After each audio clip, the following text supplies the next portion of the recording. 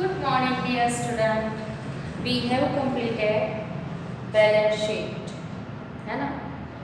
Now we are going to talk about discuss about difference between aerobic respiration and fermentation. Yes. See, આ ચેપ્ટરમાં આપણે શું જોયું? जारक श्वसन और अजारक श्वसन। ये चैप्टर में हमने जारक श्वसन और अजारक श्वसन की बात की। अजारक श्वसन में फर्स्ट फेज तो ग्लाइकोलिसिस था, दूसरा फेज कौन सा था? फर्मेंटेशन। तो फर्मेंटेशन और एरोबिक रेस्पिरेशन यानी कि जारक श्वसन की कंपैरिजन वो हमें करनी है, right? See fermentation accounts for only partial breakdown of glucose. You know that fermentation, किसका fermentation हमने देखा? Lactic acid fermentation, alcohol fermentation, यानी कि partial breakdown नहीं हुआ ना, आंशिक विघटन होता है ग्लूकोज का। ग्लूकोज completely ऑक्सीडाइज नहीं होता है, प्रोडक्ट बनती है। क्या बनती है? तो कि भाई लैक्टिक एसिड और अल्कोहल प्रोड्यूस होता है, एसिटिक एसिड बनता है, ब्यूटिरिक एसिड आपने देखा। तो ये सब कहना यह है कि भाई ग्लूकोज में से लैक्टिक एसिड और अल्कोहल बनेगा, CO2 और H2O नहीं बनेगा, है ना? Glucose partially oxidized into lactic acid and alcohol. Glucose માંથી આંશિક ગ્લુકોઝનું આંશિક વિઘટન થઈને શું થશે? lactic acid and alcohol નું નિર્માણ. But in aerobic condition what happen? Glucose completely degraded into CO2 and H2O. See, याद कीजिए हमने क्रेब्स साइकिल की बात की थी। क्रेब्स साइकिल में क्या हुआ था? ग्लूकोज तो दो पाइरुवेट में कन्वर्ट हुआ था, आपको पता है, और पाइरुवेट 3 कार्बन कंटेनिंग मॉलिक्यूल था और क्रेब्स साइकिल में हमने तीनों कार्बन को दूर कर दिया in the form of CO2, है ना? In the form of CO2, right? Okay,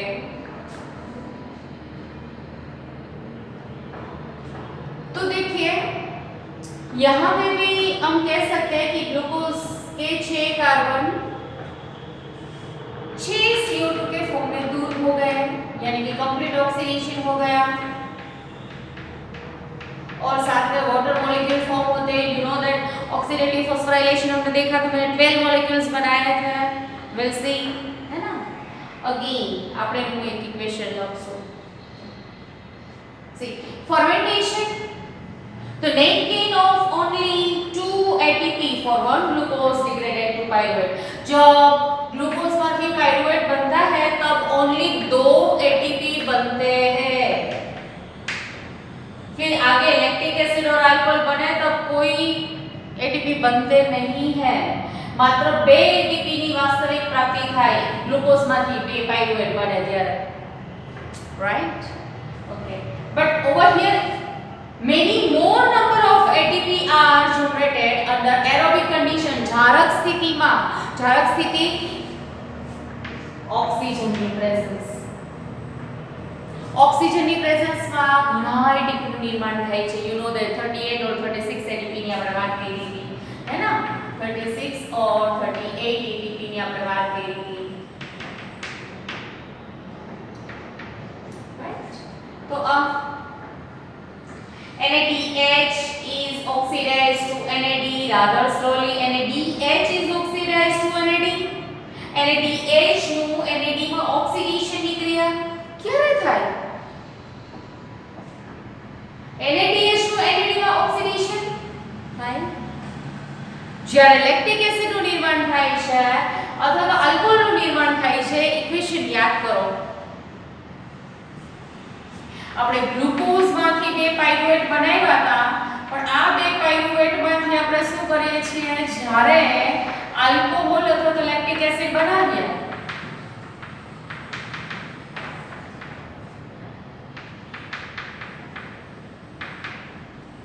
તો તમે વિચારો, જે અહીંયા NAD માંથી NADH2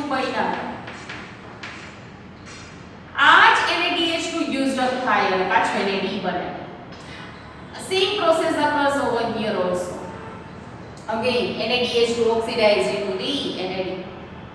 हाँ याद करो कि भाई when glucose break down into the 2-pyruvate यानी कि glycolysis की process at that time 2 molecules of NADH2 are produced. आपको पता है दो मैंने लिखे नहीं है यहाँ पे, आपको पता है दो, तो दो पाइरुवेट बने, दो पाइरुवेट में से दो लैक्टिक एसिड और दो alcohol.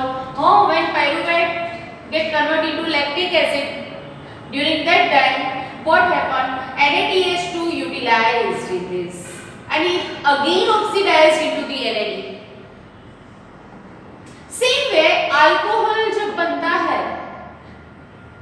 at that time ethyl alcohol, आपको पता है ethyl alcohol के साथ CO2 भी बनेगा, 2 molecules of CO2 releases during this time, you know. तो during that time what happened, this NADH2 reoxidized into NAD that we have discussed. तो वो process, this process is very slow. આ process बहुत ધીમી છે, this one is very slow process. આ ઉલટું જવાની process છે, કેવી છે, આ slow છે, है ना. What about this process of oxidation of NADH to NAD? NAD, yes, NAD.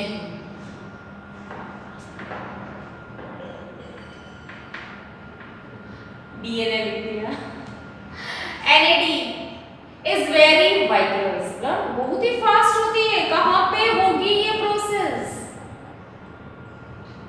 See, this process occurs during fermentation, but the process occurs during क्यों aerobic respiration में कोई phase oxidative phosphorylation.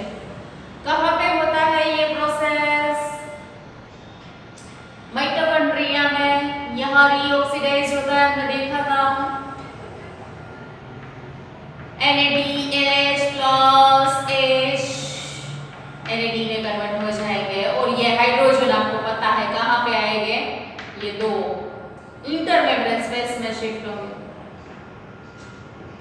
और NAD बन जाएगा. तब इलेक्ट्रॉन यहाँ से पास होंगे.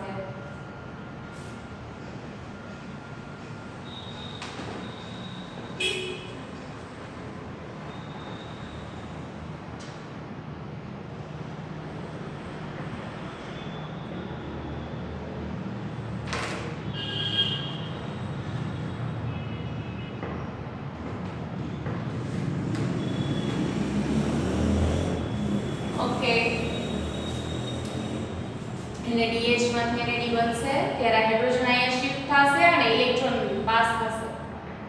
તો જો અહીં ઓક્સિડેશન થી તો ઓક્સિડેટિવ ફોસ્ફોરાઇલેશન દરમિયાન થશે. The process occurs during oxidative phosphorylation.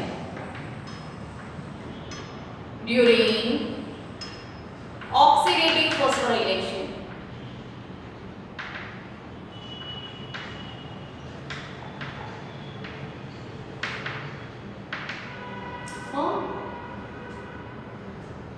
Oxidative phosphorylation दरमियान से प्रोसेस. क्लियर? ओके, ये पॉइंट्स तो हमें दिए हैं टेक्स्ट में, बट अगर हम क्वेश्चन पूछा जाए difference between aerobic respiration and anaerobic respiration, हाँ आपको एनारोबिक रेस्पिरेशन और एरोबिक रेस्पिरेशन का पूछा गया तो भी ये चलेगा डिफरेंस.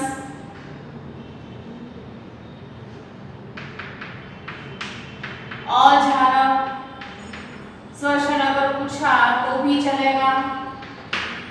हम कह सकते हैं किसको अजारक श्वसन कहते हैं. अब तो आपको पता है it occurs in absence of what,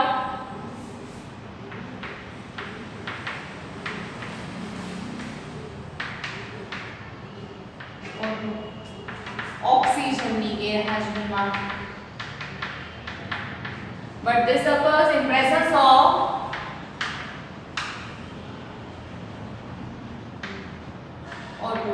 oxygen ની હાજરીમાં થશે. Right? Okay, see what is the formula means equation. अगर हम लिखें इसका इक्वेशन तो क्या हम बना सकते हैं? आपको पता है कि भाई C6H12O6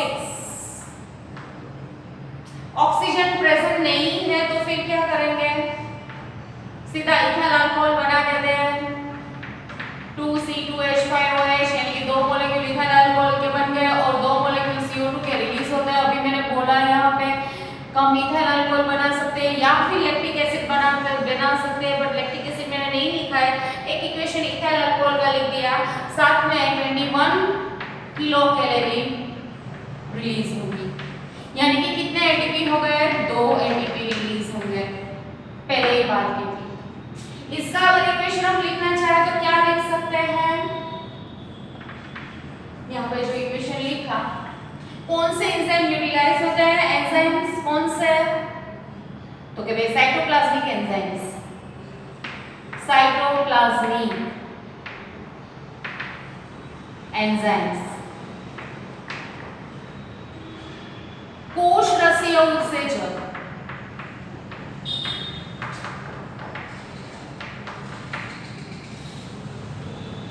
here C6H12 or 6 plus 6O2 plus 6H2O, oxygen की प्रेजेंस में होगा ये ऑक्सीजन की एब्सेंस में था, इसलिए हमने ऑक्सीजन नहीं लिखा है, बट यहाँ पे हम ऑक्सीजन लिखेंगे, राइट।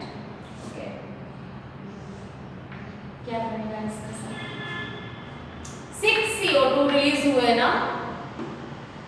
ऑक्सीडेटिव फॉस्फोराइलेशन में मैंने आपको काउंट करवाया 12H2O, और एनर्जी रिलीज होगी many more ATP synthesis during this time, you know that 686 kilo calorie, और यू कैन से 36 एटीपी और 38 ATP, many more ATP synthesis during this time that we have discussed। और कौन से enzyme इसमें participate करते हैं, तो ग्लाइकोलाइसिस कहाँ पे हुआ था, साइटोप्लाज्म में, क्रेब्स साइकिल माइटोकॉन्ड्रिया में। तो हम लिख सकते हैं यहाँ पे साइटोप्लाज्मिक एंड माइटोकॉन्ड्रियल एंजाइम, कोश रसीय અને કણાકસૂત્રીય ઉત્સેચકની હાજરીમાં પ્રોસેસ થશે, રાઈટ।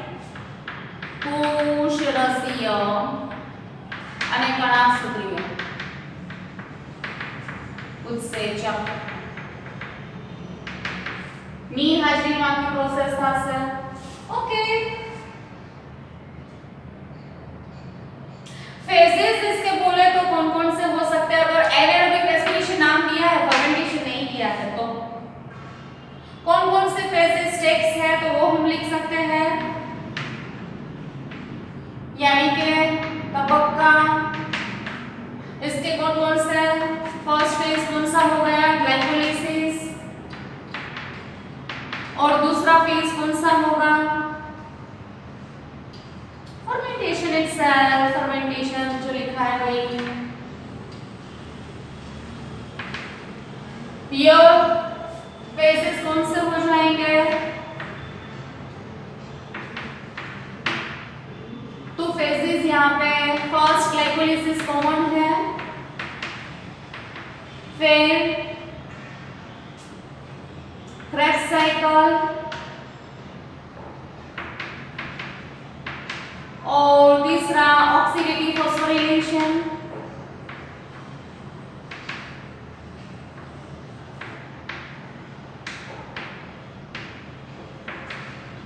तो ये फेजेस हो गए 3।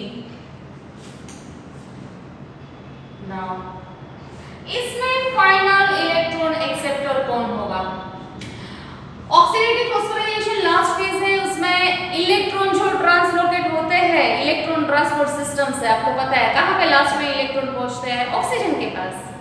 Final electron acceptor is oxygen, free atmospheric oxygen यहाँ पे है, बट वहां पे ऑर्गेनिक और इनऑर्गेनिक सब्सटेंस होंगे। ओके, मैं लिख रही हूँ यहाँ पे फाइनल इलेक्ट्रॉन एक्सेप्टर,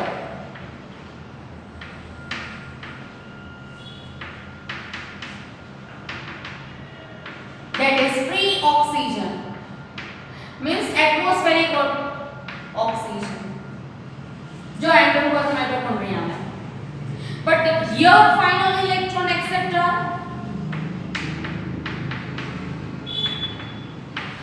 આ જગ્યાએ લાસ્ટમાં ઇલેક્ટ્રોન કોના દ્વારા એક્સેપ્ટ થાય, તો ઓક્સિજન દ્વારા ટ્રાન્સપોર્ટ સિસ્ટમમાં જોયું હતું ને આની પહેલાના પોઈન્ટ્સમાં, રાઈટ? ઓકે, તો અહીંયા ફાઇનલ ઇલેક્ટ્રોન એક્સેપ્ટર જો ને આ હાઇડ્રોજન તમે જો અહીંયા જ મેં લખ્યું છે NaDH2 ઈ પોતાના હાઇડ્રોજન ઇલેક્ટ્રોન કોને આપી દે છે? પાયરુવેટ ने આપી દે, लैक्टिक एसिड बनी जाए। तो फाइनल इलेक्ट्रॉन एक्सेप्टर कौन हुआ? ऑर्गेनिक और इनऑर्गेनिक कंपोनेंट होते हैं। हाँ, फाइनल इलेक्ट्रॉन एक्सेप्टर ऑर्गेनिक यानी कि कार्बनिक घटक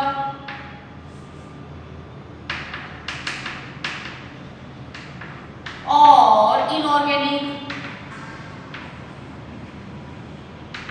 यानी कि अकार्बनिक घटक होंगे। अकार्बनिक घटक में such as we can write over here nitrate, nitrate हो सकता है। ओके,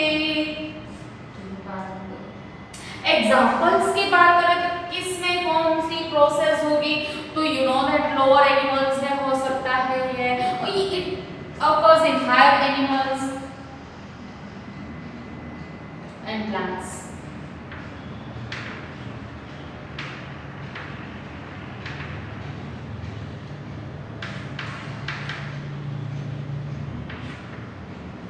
उच्च कक्षाना प्राणी वनस्पति, but this takes place into the lower parasitic animals। you know that कि भाई आमा एग्जांपल अगर हम लिखे तो एग्जांपल कौन-कौन से आएंगे? यीस्ट हम लिख सकते हैं, प्रोकैरियोट्स लिख सकते हैं, ये यूनिसेल्युलर है, यीस्ट यूनिसेल्युलर है।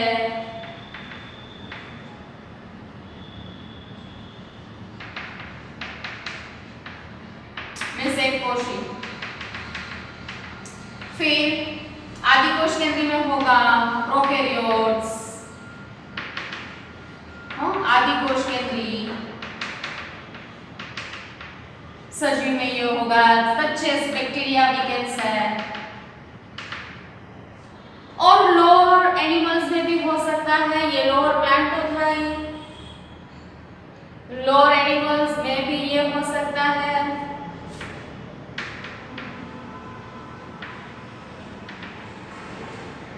निम्न कक्षाના પ્રાણીમાં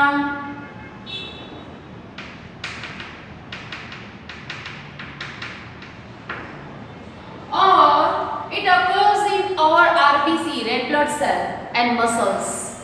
when oxygen is not available at that time muscle cells में क्या होगा? लैक्टिक एसिड बनेगा, वो भी हमने देखा है।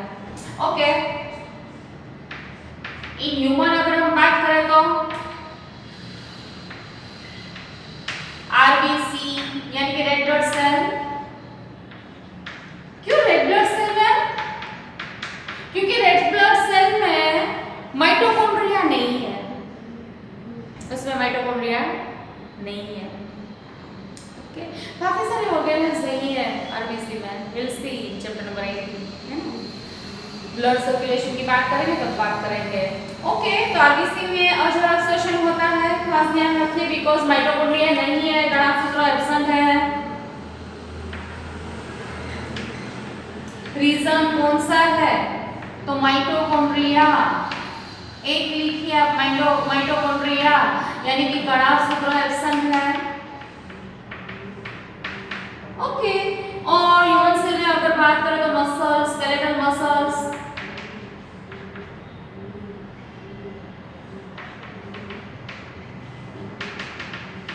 उसकी बात भी हो गई है, कंपल्सरी में होता है। तो ये डिफरेंस हो गया जो हमने बात की है चैप्टर में पूरा। ओके, याद रखते हैं। बाय।